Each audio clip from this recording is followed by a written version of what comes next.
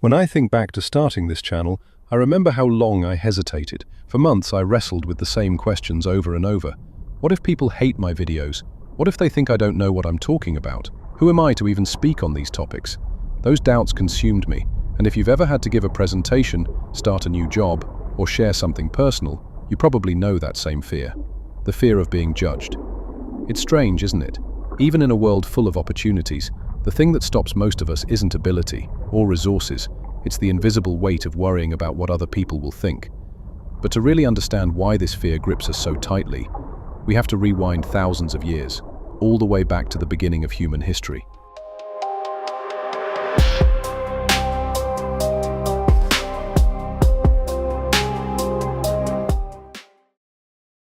Humans, like many animals, evolved to survive in groups. Our ancestors lived in tight-knit tribes. Together they hunted, built shelter, raised children, and protected one another from predators. Alone, survival was nearly impossible. And so, being accepted by the group was everything. To be cast out meant almost certain death. Fast forward to today. We don't need the clan to hunt dinner or fight off a lion. Yet that old instinct hasn't disappeared. It's been repurposed, reshaped for the modern world. Now, instead of fearing exile from the tribe, we fear being cancelled on social media, laughed at in the office, or mocked in the comments section. Back then, rejection could leave you freezing in the wild. Today, rejection leaves you drowning in shame. And social media? It has magnified this fear 1,000 times over. The like button was supposed to be a harmless way of showing support. Instead, it turned into a scoreboard for our self-worth. With a single tap, we can measure exactly how much validation we're receiving, or not receiving. And once you see those numbers, it's hard not to chase them. Maybe you stop posting what you really think, and instead, post what you know will get likes. Maybe you notice your favorite influencer slowly shifting, no longer authentic, but carefully tailoring every word to please the algorithm. It's a trap. Because the more you seek approval, the less of yourself you're actually sharing. I've seen it myself. There were times when I made videos that weren't safe or advertiser-friendly. They didn't perform well, and I could feel the subtle pressure to adjust, to smooth the edges, to avoid upsetting anyone. It's this strange paradox. We say we value freedom of speech, but what we really mean is freedom, as long as it doesn't disturb the system. And I've felt that personally, since I was a kid. Growing up, I often carried questions that made people uncomfortable. Who wants to talk about death and the afterlife on the playground? Not many, so I hid it. I masked my curiosity. I tried to fit in, even when deep down I knew I didn't. And I think a lot of you watching this have done the same.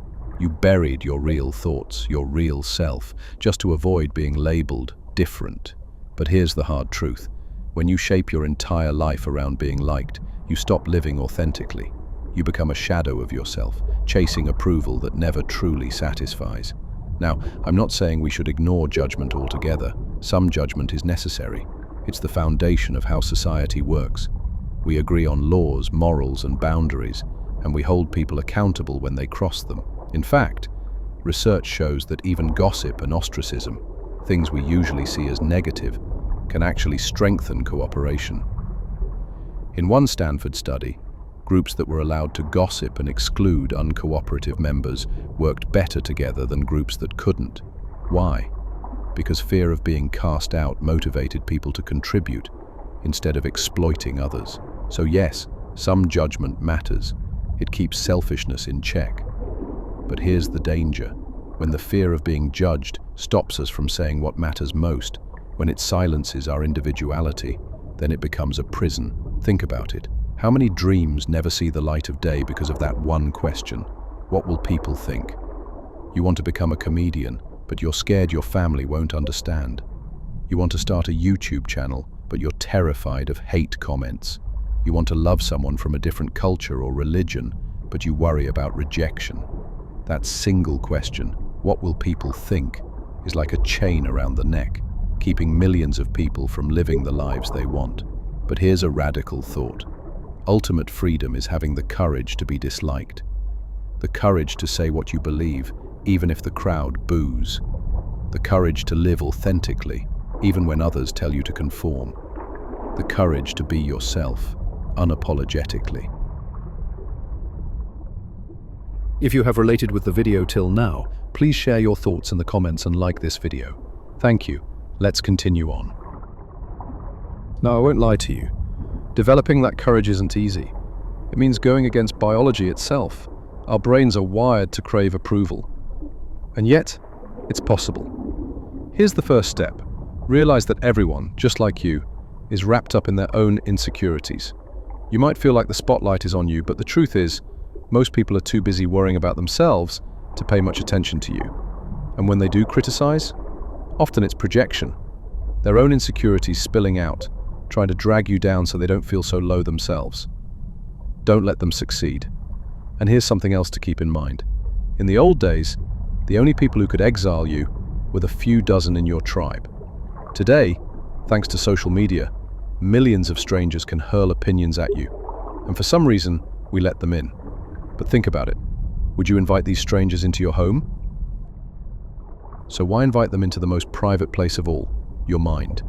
And even if it's not strangers, but childhood friends or even family members, remember this: the consequences of rejection are not what they used to be.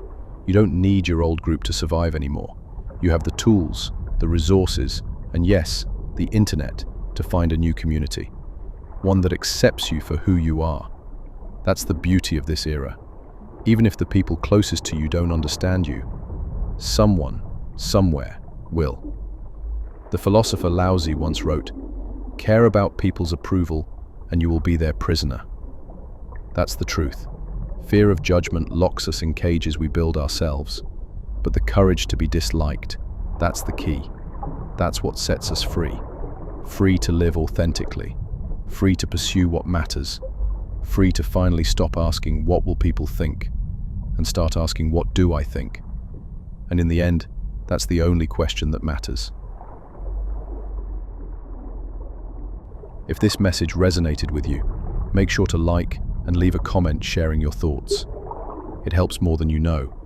Thanks for watching, and remember, the courage to be disliked might just be the greatest freedom you'll ever have.